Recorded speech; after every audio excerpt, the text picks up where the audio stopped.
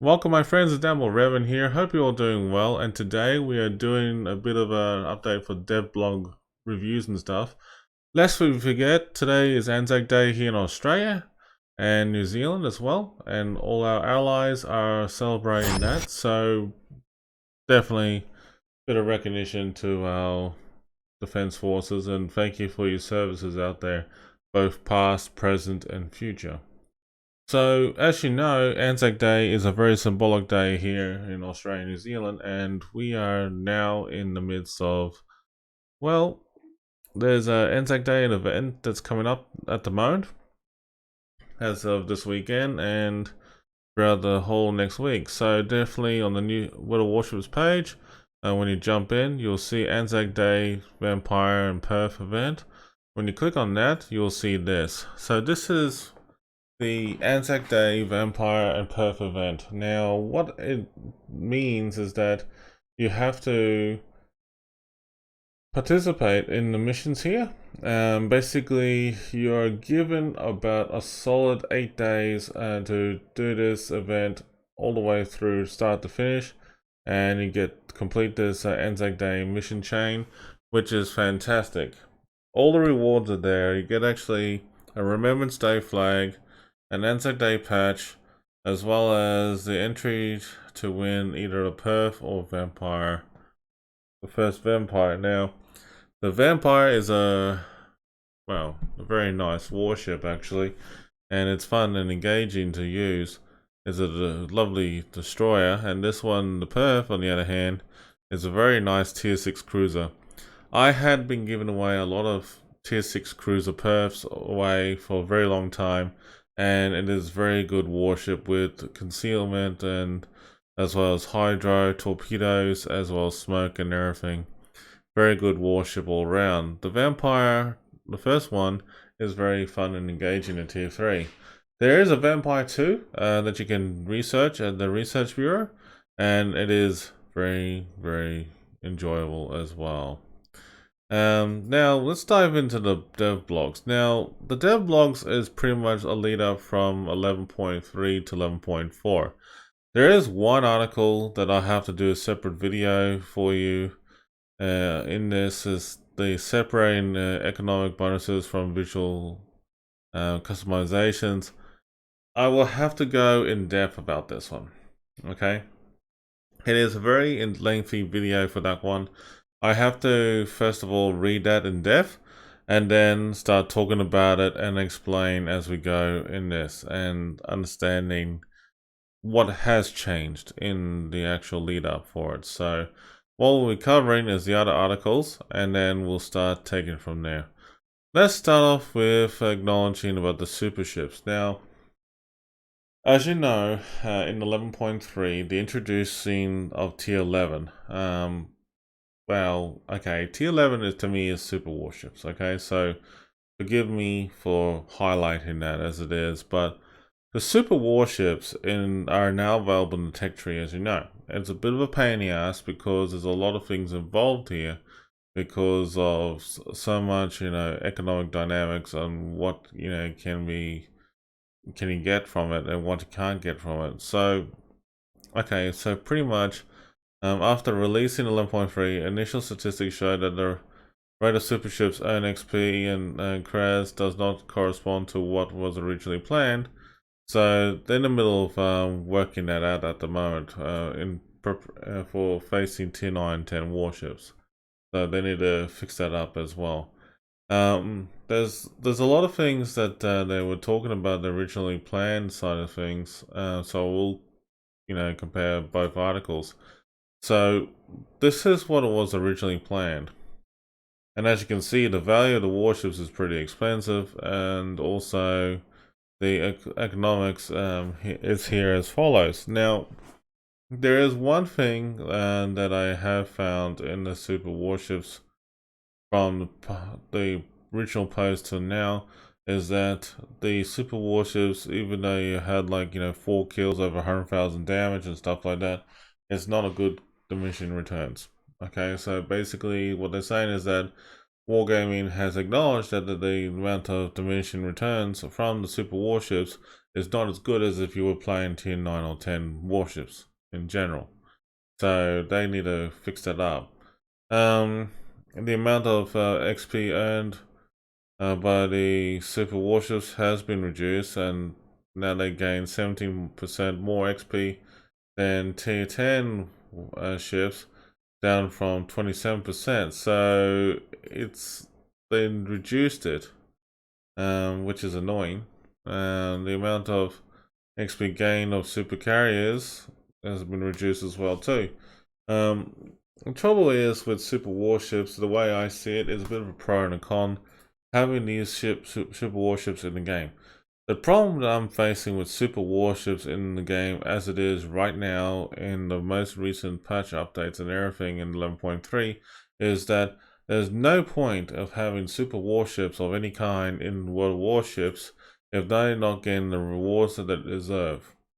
In all seriousness though, not everyone out there can afford a super warship, and in fact, to buy a super warship at least, I mean see like 57 million credits, I kid you not that when I look on, say for example, the premium shop, and to give you a fair enough idea on the premium shop, let's just quickly punch it up here, and I will share this page in a second. But the premium shop is a fascinating place. Like you can buy a lot of stuff up there, right? So here we go. Here's the premium shop. So the premium shop, to give you a fair enough idea, if you want to get a bucket load of in-game currency, and I will show you what it looks like. So here you are, in-game currency, ship load of credits, 62,500,000 in-game credits. Now, as you can see, like, you can use majority of that money for at least one of the super warships. Just one.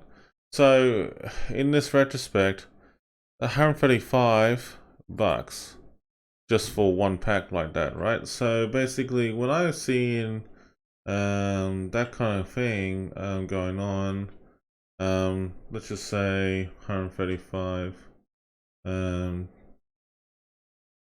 times let's see, times 4, for example, that's $540 just for one of each of those ships, for carriers, cruisers, battleships, and destroyers. Just one. But there's a whole bunch of super warships in there in the game right now.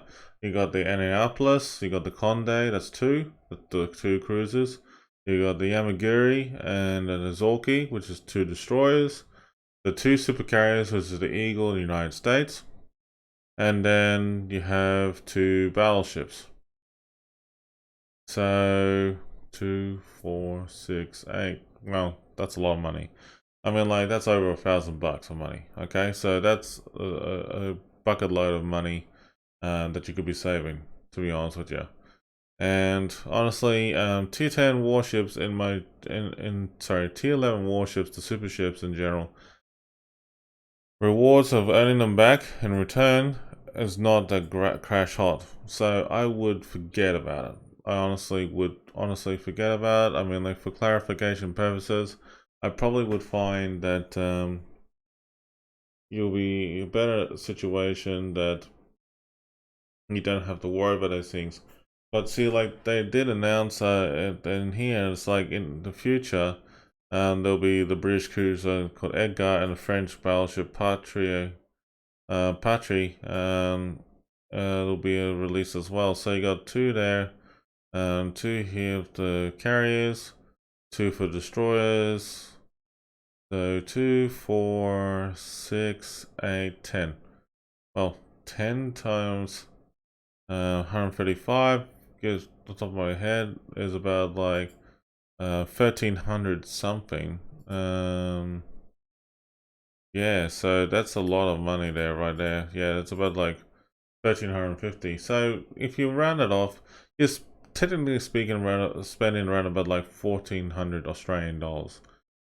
Now, I mean, like, honestly, with $1,400, I would have, forked off with buying a new computer for that, or basic machine, or upgrading your hard drive, replacing hard drives, or even put money towards a brand new car. In fact, I mean, like, that's something that a lot of people have been, facing with economics and stuff like that. So I definitely, wouldn't not encourage you uh, to get a super warship just for the sake of it.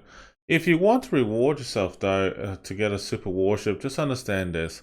If you have the luxury of testing out in the PTS, by all means do so.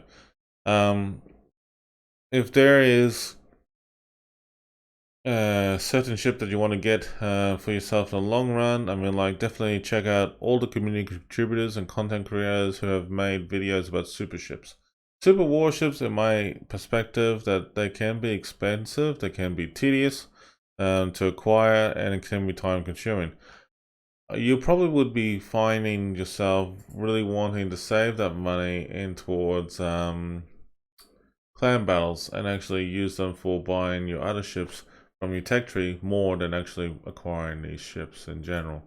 So basically, even though that the amount of XP earned from the super ships and carriers have been reduced, and also the damage dealt was reduced for the carriers, it's not as great. I mean, look, it's a bit of a battle of a bulge saga. Like, every time that Wargaming will release these new things, they will nerf it to pretty much it's not worth playing. Now, I'll give you a good example. Back in the past, they actually did the same thing to the Missouri when it first came out with the first original Missouri, and they nerfed the shit out of it. And they've done the same thing with the Petro, and the Puerto Rico, and a few other ships as well too.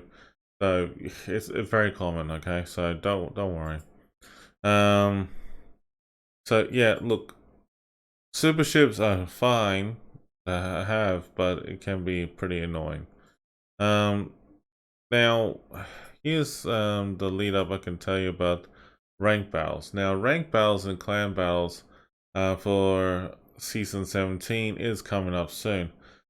I have to say that I was very disappointed when I read this article, and I'm going to share my thoughts with you that I think I freaking had enough of trying to justify myself why I had been looking forward to clan battle season or rank battle season, but just by looking at the changes of it, it was not that I really enjoyed it. I actually kind of like yawned a little. But I'll tell you the reason why. So, as of May the 18th until July the 12th, it's going to be a new event for rank and also a clan battle season. Now, with that being said, though, I will stress this out to you folks that around this time, though, I believe that there is an all region tournament coming up very soon that is very similar to King of the Sea. Yes, they around about this time, because we're in April now, sometime next month in May, there'll be some tournaments going on for possibly the new King of the Sea event. They don't call it King of the Sea, they call it something else. It's all server based, regional based. It's actually been announced and shared on the Discord of King of the Sea, COTS Discord. Go check it out. I believe it's like server based tournament for Asia, EU, and NA. Not sure what's the story with CIS, but to give you just an idea, it's just server based tournament. And it's going to be interesting. Similar to COTS format, basically you have streamers like myself and many others who will be narrating and commentating what was going on in tournaments and stuff like that, and it should be a good event for everybody. I hope there will be giveaways. I hope there will be a lot of good times coming up, but more is yet to come in the near future. With that being said, though, I do encourage you all to participate in rank battles as well as clan battles as best as you can, and pretty much you'll see yourself doing a very similar format. So rank battle season is actually, they got 4 sprints coming up, each lasting 2 weeks, which is pretty cool. The leagues will take place in 6 versus 6 format, basically Bronze League, and also Silver and Gold League are all very good. They will all be broken up to different tiers, and it should be pretty cool. And it's actually interesting how they started off with it with tier 8 and 9 warships. It should be interesting. I hope it will be good, because tier 6 7 was very good at bronze. I will say that very much. But anything after that, it's just like, interesting to see how it pans out.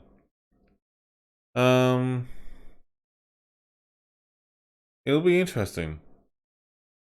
But I just noticed that a couple things that they said about Bronze League and Silver in that is that Bronze League said the stars are retained by the first 2 places by experience on a battle losing team. Silver is basically only the first place. Stars cannot be saved upon defeat. So, Gold League's a bit tougher this time around. Okay, so one thing I've noticed in Clan Battle Season, well, K-Man, I don't know how to pronounce that now, but anyway. So, the 17th season of Clan Battles will start from the 25th of May until the 11th of July. So we'll have tier 10 and Superships. Oof, that's rough. So, folks, if you have super warships in your clan, make sure your clanmates are aware about how expensive this can be in the game. The Kleber and the Petro have been removed. They're not allowed in the actual clan battle season for this. But it looks like they're allowed in rank battles, so that's okay. But I noticed that rank battles is only tier 8 and 9 ships, so we'll see. Okay, so with the Petra and the Kleber not going on in clan battles, I can see that there's going to be a little bit of a problem with the 7 versus 7 format with super ships in there. And it looks like the team cannot have more than 2 super ships in a group, so that's gonna be rough as hell. I can see this, where this is going. It's gonna be a one hell of a rough ride for everybody in there. The new maps are coming out to play here, so we're gonna have similar to events from the King of Sea, like Neighbors, Sea of Fortune, Tears Desert, and Warrior's Path, Grease, Loop, and Mountain Range. They're all very similar, and all these maps here that you're seeing is a very similar format to the operations that we do. Like, for example, Mountain Range reminds me of Aegis. The Loop, on the other hand, is just basically a standard COTS format. Grease is just a different COTS format. Warrior's Path, same boat. Tears of the Desert, same boat. Has been very common in ranked battles. Sea of Fortune, on the other hand, I have seen it a lot in ranked. King of the Sea, maybe not. In Neighbors, that's a very common one that's seen in random battles. But it's actually going to be interesting to see how this pans out in the near future. But definitely make a note of those maps. Feel free to study them, learn them, decipher them as the best way you can, and know your surroundings. Okay, so the new French cruisers is coming out soon, okay, in the lead up for 11.4. Submarine testing has been really strong in 11.3 to 11.4 right now, and they're going through a lot of changes. There are some good visual effects with the new introduction of the Faroe Islands. It will be coming out soon in autumn 2021. That was the original plan. However, that's been brought back forward towards in 2022 now. And it's also a good opportunity for you to check it out and have fun with it. It looks very nice. Level detail. The test ships and stuff like that for the French cruiser line, it's come out and looks different. And also the port Marseille looks very nice as well, very revamped up. Honestly, just by looking at all these ships and stuff, they definitely have really pulled out the stops for the actual level detail and what they want to bring in. And also 11.4 is bringing back in arms race, and that's the biggest thing that people have been curious about. It's coming back in roundabouts for arms race. And not only that, what they've been talking about as well is the clan battle season, submarine updates. They're actually working on like what's the story with the torpedo launching, the maximum depth and stuff like that. Also some navigation and regeneration changes and things like that. One thing that the submarines I don't agree with at this point in time is that the heat-seeking torpedoes that line up the target.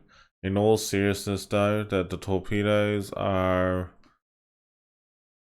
a bit of a nuisance in terms of auto-aiming, with the torps. There's no such thing as homing in torpedoes in the Second World War, and honestly that these torpedoes are, very interesting and how that was, well played. And I have to say that this is not like heat-seeking missiles and stuff like that.